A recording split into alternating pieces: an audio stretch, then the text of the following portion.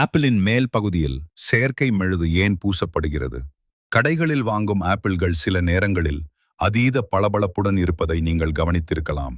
பழங்களை சுத்தம் செய்யும் போது இயற்கையான மெழுகு அழிந்துவிடும்.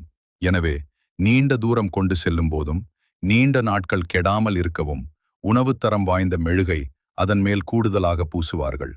ஆனால் இயற்கையாக வளரும் ஆப்பிள் பழங்களில் இயற்கையான மெழுகு படலம் இருக்கும்.